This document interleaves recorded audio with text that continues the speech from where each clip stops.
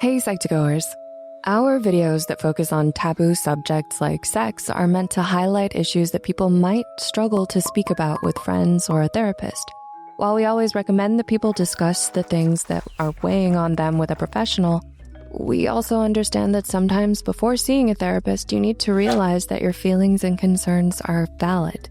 Our videos are meant to help people realize that they aren't alone in their struggles. With that in mind, today's video is a little more serious.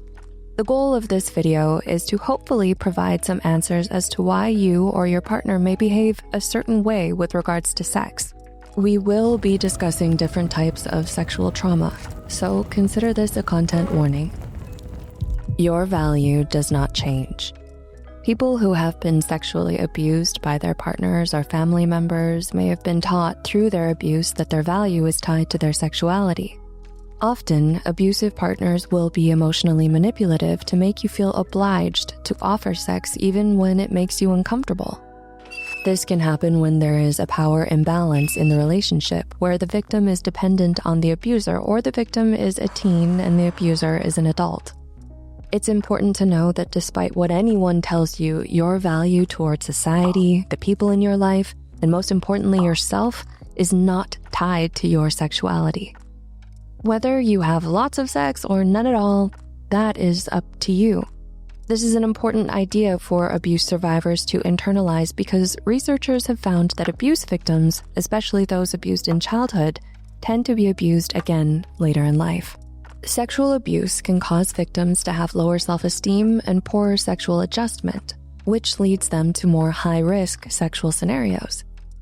When control becomes craving, hypersexuality. If a person went through childhood sexual abuse, otherwise known as CSA, the traumatic feelings that can linger into adulthood are those of helplessness and a lack of control. To gain some of that control back, some survivors of childhood sexual abuse try to reclaim their sexuality by becoming overly focused on sex.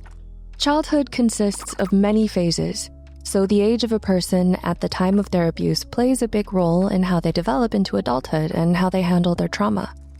We mentioned that abuse victims often engage in high-risk sexual behavior, which can include casual sex and hookups with strangers.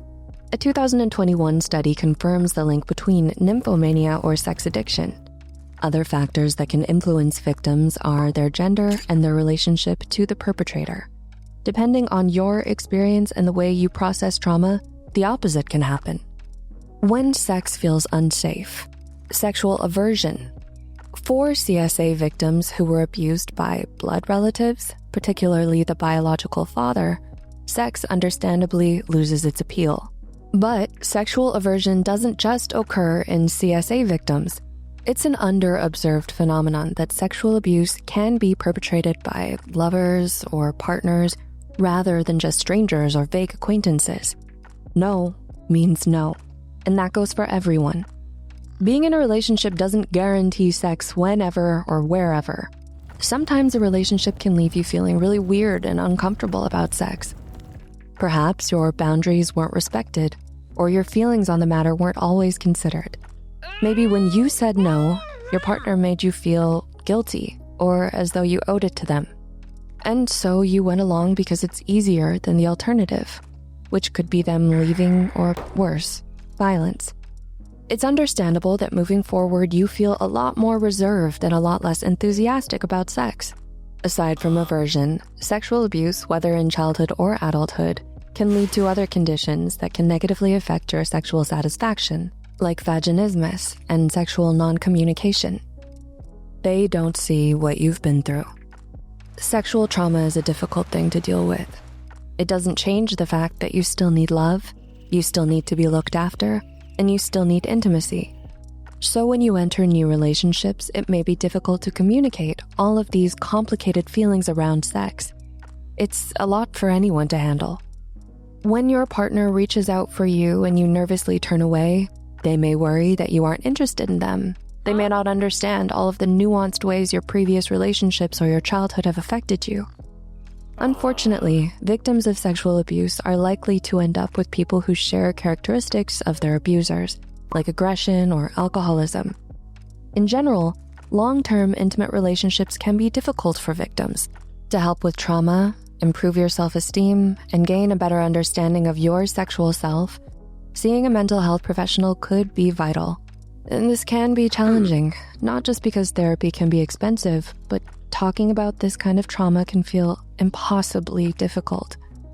Social sexologist Willie Van Berlo and psychologist Bernadine Ensink suggest one more thing that could help: a loving and understanding partner.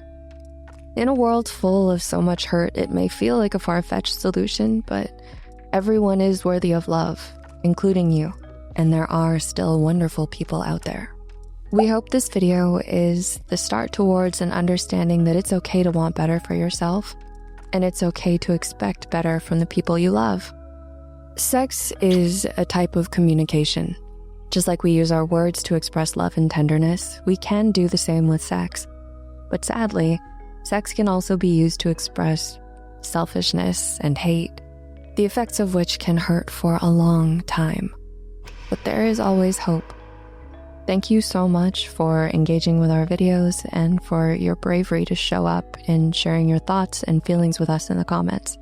It's because of you that we're able to approach these more sensitive topics. And if you have any wisdom to share with the rest of the community, please join the conversation in the comments. If you enjoyed this video, don't forget to leave a like and subscribe for more videos like this. See you next time.